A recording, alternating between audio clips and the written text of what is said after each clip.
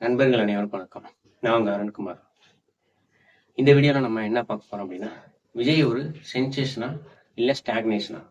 அதாவது சென்சேஷனா மிகப்பெரிய அளவுக்கு வளர்வாரா, இல்லை ஸ்டாக்னேஷனா ஒரே இடத்துல தேங்கி நிற்பாரா? அதை பற்றி தான் ஆராய போகிறோம். ஸோ மிகப்பெரிய அளவுக்கு ஒரு கட்சி ஆரம்பிக்கும் போது ஊடகத்தில் மிகப்பெரிய கவனம் பெற்று அதுக்கப்புறம் அவங்க எப்படி போனாங்க அப்படின்றத பற்றின ஒரு வரலாறை பார்த்துட்டு அதுக்கப்புறம் விஜய் அவர்கள் எப்படி இருப்பார் அப்படின்றத நம்ம பார்ப்போம். ஸோ நடிகர்கள் கட்சி ஆரம்பிக்கிறாங்க அப்படின்னாலே எல்லாருமே மிகப்பெரிய அளவுக்கு யாரை சொல்லுவாங்க அப்படின்னா எம்ஜிஆர் அவர்களை சொல்லுவாங்க. எம்ஜிஆர் அவர்கள் நடிகராக இருந்ததா கட்சி ஆரம்பிச்சார் அப்படின்னு கேட்டா இல்லை. அவர் முதல்ல காங்கிரஸ்ல தன்னை ஈடுபடுத்திக்கிட்டு அதுக்கப்புறம் திமுகவில் இணைஞ்சுக்கிட்டு அண்ணாவோட பயணிச்சு அதுக்கப்புறம் திமுகவோட பொருளாளராக இருந்தார். அதுக்கப்புறம் தான் அதிமுகன்ற ஒரு கட்சியை துவக்கிறாரு. ஸோ அதுக்கப்புறம் பாக்யராஜ், டி ராஜேந்தர் இந்த மாதிரியான நடிகர்களும் கட்சி ஆரம்பிச்சாங்க. ஆனாலும் மிகப்பெரிய தாக்கத்தை ஏற்படுத்த முடியல. மிகப்பெரிய தாக்கத்தை அதுக்கடுத்து ஏற்படுத்துறது விஜயகாந்த் அவர்கள். அவர் தேமுதிக அப்படின்ற ஒரு கட்சி ஆரம்பிச்சு 2006 சட்டமன்ற தேர்தலில் விருத்தாச்சலம் தொகுதியில மிகப்பெரிய அளவுக்கு வெற்றி பெற்றார். அவரை தவிர மற்ற யாருமே அந்த கட்சியில ஜெயிக்கவே இல்லை. ஸோ அதுக்கப்புறம் 2009 நாடாளுமன்ற தேர்தலில் ஓரளவு அவங்க பர்சன்டேஜ் கூட வாங்கினாங்க. அதனால ஒரு முக்கியத்துவம் பெற்றாங்க. 2011ஆம் ஆண்டு தேர்தலில் அது அவங்களுக்கு ஒரு கூடுதல் முக்கியத்துவத்தை தந்துச்சு. அப்ப அதிமுகவில் போய் சேர்ந்த போது ஒரு மிகப்பெரிய அளவுக்கு ஊடக முக்கியத்துவம் பெற்று அதுக்கப்புறம் ஒரு ஏடிஎம்கே பிளஸ் டிஎம்டிகே கூட்டணியில மிகப்பெரிய அளவுக்கு அவங்க வெற்றி பெற்று எதிர்கட்சி தலைவராக கூட ஆனாங்க. அதுக்கப்புறம் 2016 உளுந்தூர்பேட்டையில அவர்னாலேயே ஜெயிக்க முடியல. அவரோட உடல்நிலையும் ஒரு காரணம் அப்படின்னு நம்ம சொன்னோம்னாலும் அவங்க கட்சியில அந்த அளவுக்கு ஒரு 2ஆம் கட்ட தலைவர்களை மிகப்பெரிய அளவுக்கு வளர்க்கல. அதுவும் ஒரு மிகப்பெரிய காரணமா இருந்தது அவர்களோட தோல்விக்கு. ஸோ ஒரு பீக்ல 2011 ஒரு பீக்ல இருந்த விஜயகாந்த் அவர்கள் அதுக்கப்புறம் 2016 அப்படியே ஃபேட் அவுட் ஆயிட்டாரு. 2011 இப்போ 2025 வரைக்கும் இது வரைக்கும் நடந்த எந்த தேர்தல்களையும் அதுக்கப்புறம் தேமுதிக பெரிய வெற்றி பெறவே இல்லை. அடுத்ததான் சரத்குமார் அவர்கள்.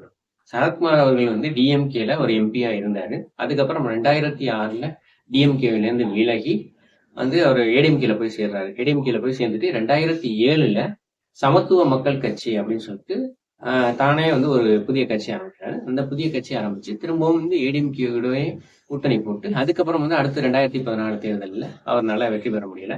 தொடர்ந்து அடுத்தடுத்த தேர்தல்களையும் அவரால் மிகப்பெரிய அளவுக்கு எந்த ஒரு தாக்கத்தையும் ஏற்படுத்த முடியல. அதனால இப்ப 2024 தன்னோட கட்சியை பிஜேபியில இணைச்சுக்கிட்டு அவரும் ஒரு ஸ்டாக்னேஷனா தேங்கி நின்று அப்படியே கரைஞ்சு போயிட்டாருன்னு சொல்லலாம். அதுக்கப்புறம் ஊடகத்துல மிகப்பெரிய அளவுக்கு முக்கியத்துவம் பெற்ற ஒரு அரசியல் தலைவர் அவர் யார் அப்படின்னு கேட்டீங்கன்னா டிடிவி தினகரன். அதாவது ஜெயலலிதா அவர்கள் மறைவுக்கு பிறகு யார் பொதுச் செயலாளரா வருவாங்க அப்படின்ற மாதிரி எதிர்பார்க்கும் போது சசிகலா அவர்கள் பொதுச் செயலாளரா வருவாங்க, அவங்கதான் முதலமைச்சராகவும் வருவாங்க அப்படின்ற மாதிரியான ஒரு சூழ்நிலை ஏற்படும் போது அவங்களுக்கு அந்த சொத்து குவிப்பு வழக்கு தீர்ப்பு வருது. அதனால அவங்க சிறைக்கு செல்றாங்க. அப்போ டிடிவி தினகரன் ஒரு முக்கியத்துவம் பெறுறாரு. அப்போ டிடிவி தினகரன் ப்ரெஸ்ஸை ஹேண்டில் பண்ற விதம் எல்லாருமே ஈர்த்துச்சு அப்படின்னு சொல்லலாம். ஈவன் டிஎம்கே அப்போசிஷன் பார்ட்டி அவங்களையும் கூட ஓகே அவர் ப்ரெஸ்ஸை நல்லா ஹேண்டில் பண்றாருன்ற மாதிரியான ஒரு பேச்சு பொதுமக்கள் மத்தியில எழுந்தது. அந்த அளவுக்கு ஊடகத்துல மிகப்பெரிய அளவுக்கு முக்கியத்துவம் பெற்றாரு. அவர் தான் அடுத்து ஏடிஎம்கே கட்சி வழி நடத்த போறாரு அப்படி இப்படின்னு சொல்லிட்டு மிகப்பெரிய அளவுக்கு பேசினாங்க. அதுக்கேற்ற மாதிரி ஆர்கே நகர் தேர்தலில் அவர் போட்டி போட்டாரு. முதல்ல தொப்பி சின்னத்துல அவர் ஃபர்ஸ்ட் அவங்க கொடுத்தாங்க. அது மூலமா தேர்தலில் அவர் பிரச்சாரத்தில் ஈடுபட்டு இருந்தாரு. அப்போ அந்த தேர்தல் ஏதோ பணப்பட்டுவாடா சம்பந்தமா நிறுத்தப்பட்டு மறுபடியும் தேர்தல் நடந்தது. மறுபடியும் அவருக்கு குக்கர் சின்னம் கொடுத்தாங்க. அந்த குக்கர் சின்னத்தையும் அந்த ஷார்ட் பீரியட்ல மக்கள் கிட்ட கொண்டு போய் சேர்த்து அவர் மிகப்பெரிய வெற்றியை பெற்றார். அதுக்கப்புறம் கட்சியில நடந்த பிரச்சனைகள்னால அவர் கட்சியை விட்டு நீக்கப்பட்டு அதுக்கப்புறம் அவர் ஒரு தனி கட்சி ஆரம்பிச்சாரு, அமமுக அப்படின்னு சொல்லிட்டு. கட்சி ஆரம்பிச்சப்பவும் அவருக்கு ஒரு மிகப்பெரிய பேர் வந்தது. அதுக்கப்புறம் டிடிவி தினகரன் மிகப்பெரிய அளவுக்கு ஒரு அப்படியே அந்த ஊடக வெளிச்சம் இல்லாம அப்படியே கலைஞ்சு போயிட்டான்னு சொல்லலாம். அதுக்கப்புறம் மிகப்பெரிய அளவுக்கு கமல்ஹாசன், அதாவது ஆரம்பிக்கும் போதே டார்ச் லைட்டை வச்சு டிவியை உடைச்சு, அதாவது கலைஞர் கொடுத்த டிவியை உடைச்சு அப்படியே மிகப்பெரிய அளவுக்கு 2 கட்சிகளுக்கும் மாற்றா நான் வர்றேன் அப்படின்ற மாதிரி மிகப்பெரிய அளவுக்கு ஒரு பிரச்சாரத்துல ஈடுபட்டு சமூக ஆர்வலர்கள் இந்த மாதிரியான ஆட்களை எல்லாம் தேர்ந்தெடுத்து அவங்கள வந்து தன்னோட கட்சியில சேர்த்துக்கிட்டு இவன் கடைசி கட்டத்துல சமத்துவ மக்கள் கட்சி கூட கூட்டணி போட்டு அப்படியெல்லாம் வந்து சேர்ந்து மிகப்பெரிய அளவுக்கு அவரும் ஏதாவது மாற்றத்தை முயற்சி பண்ணணும்னு பார்த்தாரு. அப்போ வந்து ஊடகங்கள் கமல் வந்து ஒரு மிகப்பெரிய மாற்று சக்தி அப்படி இப்படின்ற மாதிரி எல்லாம் சொன்னாங்க. ஆனாலும் வந்து அவர்னால ஒரு குறிப்பிட்ட அளவு பர்சன்டேஜுக்கு மேல வாக்குகளை பெற முடியல. அதுக்கப்புறம் யார் வந்து மிகப்பெரிய அளவுக்கு ஒரு ஊடக முக்கியத்துவம் பெற்றாங்க அப்படின்னா சூப்பர் ஸ்டார் ரஜினிகாந்த் அவர்கள். கிட்டத்தட்ட 1990s இருந்தே வந்து அவர் கட்சி ஆரம்பிக்க போறாருன்னு மிகப்பெரிய அளவு வந்து பேசப்பட்டது. அதுக்கப்புறம் வந்து 2021 அவர் வந்து கட்சி ஆரம்பிக்க போறதாகவும் ஒரு மிகப்பெரிய பேச்சு அடிபட்டுச்சு. அதன் மூலமா வந்து ஒரு கிட்டத்தட்ட 6 மாசங்கள் அவர் மட்டும்தான் ஊடகத்துல பேச்சு, வேற எந்த பேச்சுமே கிடையாது. அந்த அளவுக்கு இருந்தது. அவரும் வந்து ஒரு மண்டபத்துல கூட்டி ரசிகர்கள்லாம் கூட்டி 2021 ஆட்சி அமைக்க போவது உறுதி அப்படின்ற மாதிரி வந்து சொல்லி மிகப்பெரிய அளவுக்கு ரீச் ஆகி அதுக்கப்புறம் வந்து தன்னோட அரசியல் செயல்பாடுகள்லாம் கொஞ்சம் கொஞ்சமா ஆரம்பிக்கலாம் அப்படின்ற மாதிரி இருக்கிற சூழல்ல அவரோட உடல்நிலை வந்து கொஞ்சம் சரியில்லாம போக அவர் வந்து தன்னோட அந்த கட்சி ஆரம்பிக்கிறன்ற முடிவை வந்து பின்வாங்கிட்டாரு. அவர் வந்து அந்த ஒரு 6 மாசத்துல மிகப்பெரிய அளவுக்கு ஊடக வெளிச்சம் பெற்றாரு. அதுக்கப்புறம் வந்து ரஜினி அவர்களுக்கு படத்தின் மூலமா ஊடக வெளிச்சம் வரும். மற்றபடி வந்து அரசியல் ரீதியா வந்து அவருக்கு பெரிய ஊடக வெளிச்சம்ன்றது இப்ப கிடையாது. இப்ப இதுல வந்து தாவேகா விஜய் அவர்கள் வந்து இந்த மாதிரி இது வரைக்கும் நான் சொன்ன நடிகர்கள் மாதிரி தான் இருக்கிறாரா அப்படின்றதுதான் வந்து இப்ப பார்க்க போறோம். அதாவது வந்து ஊடக வெளிச்சம் அப்படின்றது வந்து கண்டிப்பா கிடைக்கும். இது வந்து ஊடக வெளிச்சம்ன்றது வந்து மிகப்பெரிய அளவுக்கு கிடைக்குது. இது வந்து ஊடக வெளிச்சம் தான் முக்கியத்துவம் பெறுது அப்படின்னு சொல்லிட்டு நான் ஏன் சொல்றேன் அப்படின்னா இதை நான் மட்டும் சொல்லல. டிவிக்கேல சமீபத்துல இணைஞ்சு செங்கோட்டையன் அவர்களே சொல்லியிருக்காங்க. 1 கோடி பேர் வந்து விஜய் அவர்கள் வந்து வெளியில வந்தா பாக்குறதா வந்து சொல்றாங்க அப்படின்ற மாதிரி சொல்றாரு. அப்ப அந்த அளவுக்கு மக்கள் வந்து விஜய் அவர்கள் வந்து ஒரு மிகப்பெரிய நடிகர், தமிழ்நாட்டுல ஒரு முக்கியமான நடிகர், இந்திய அளவுலயும் ஒரு முக்கியமான நடிகர்னு சொல்லலாம். அந்த மாதிரி இருக்கிறதுனால எல்லாருமே விஜய் அவர்கள் என்ன பேசுறாங்க அப்படின்ற மாதிரி அந்த ஒரு கியூரியாசிட்டியில பார்க்க தான் செய்வாங்க. அவர் வந்து ஒரு பெரிய நடிகர் அப்படின்றதுனால அவரை வந்து இது வரைக்கும் பார்த்தது கிடையாதுன்ற மக்கள் வந்து வெளியில வந்து பார்க்க தான் செய்வாங்க. அப்போ கூட்டம் கூட தான் செய்யும். இதுதான் விஜய் அவர்களுக்கு இருக்க முக்கியத்துவம். பட் அதற்கான அரசியல் முக்கியத்துவம் எப்ப வரும் அப்படின்னா அவரோட களத்தின் செயல்பாடுகளை பொறுத்துதான் வரும். ஆனா அந்த களத்தின் செயல்பாடுகள் எந்த அளவுக்கு இருக்கு? ஸோ அந்த அளவுக்கு இல்லை. இருந்தாலும் வந்து விஜய் அவர்கள் தான் தினமும் பேசு பொருளா இருக்கிறாருன்னு அப்படின்னு சொல்லிட்டு அவங்க ரசிகர்கள் எல்லாம் சொல்றாங்க. விஜய் அவர்கள் ஏன் பேசு பொருளா இருக்கிறாரு அப்படின்னா அவர் வந்து இப்போ ஒரு மிகப்பெரிய நடிகர்.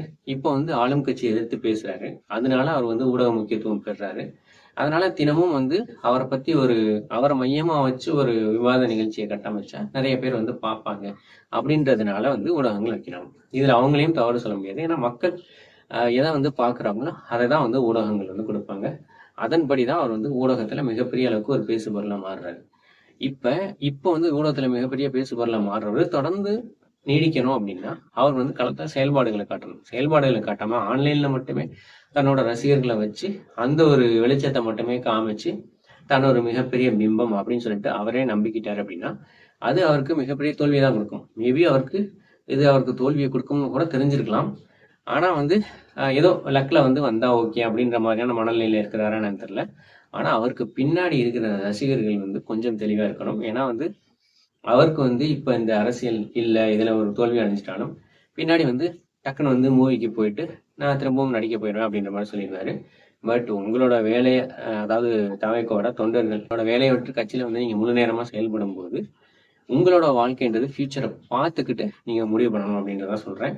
ஏன்னா மிகப்பெரிய அளவுக்கு நமக்கு இது வந்து லாங் டேர்முக்கு அது ஒத்து வருமா அப்படின்றத சிந்திச்சு கட்சியில வந்து ஈடுபடுறது தவறு அப்படின்னு சொல்லலாம். எல்லா கட்சிகள்ல இருக்கிறவங்களுக்கும் இதே நிலைமை தான். ஏன்னா வந்து 234 தொகுதியில 234 பேர் தான் போட்டி போட முடியும். அதுக்கப்புறம் இருக்கிற நிறைய பதவிகளுக்கும் நிறைய ஆட்கள் ஆல்ரெடி அனுபவம் வாய்ந்த ஆட்கள் இருப்பாங்க. அதுக்கப்புறம் பின்னாடி போறவங்க அப்புறமா தான் கொஞ்சம் நாட்கள் கழிச்சு தான் வாழ முடியும். அது எல்லா கட்சிகளையும் இருக்கக்கூடியதான். அதுதான் தாவேக்காவுக்கும். அதனால இல்லைன்னு சொல்லல. இருந்தாலும் மிகப்பெரிய அளவுக்கு தான் ஒரு கடன் வாங்கி ஒரு சட்டமன்ற உறுப்பினர் தேர்தலுக்கு முக்கியத்துவம் கொடுத்து நான் அதை ஈடுபட போறேன் அப்படின்ற மாதிரி இருக்கிறவங்க கொஞ்சம் யோசிச்சு அந்த கட்சியில செயல்படுறது நல்லது அப்படின்றதான் சொல்ல வரேன். ஸோ விஜய் அவர்கள் வந்து ஒரு சென்சேஷனா வந்து எப்பவுமே இருக்கணும் அப்படின்னா அதுல களத்துல செயல்பாடுகள் இருந்தாதான் சென்சேஷனா இருக்க முடியும். மற்றபடி வந்து ஒரு ஸ்டாக்னேஷனா நிக்கிறதுக்கான வாய்ப்புகள் தான் அதிகமா இருக்குன்றது அவரோட செயல்பாடுகளை பார்க்கும்போது நமக்கு தெரியுது. ஸோ என்னோட இந்த வீடியோ பிடிச்சிருந்துச்சுன்னா இதை வந்து லைக் பண்ணுங்க, இதை வந்து எல்லாருக்கும் ஷேர் பண்ணுங்க. ஏகே பெர்ஸ்பெக்டிவ் சேனலுக்கு சப்ஸ்கிரைப் பண்ணுங்க.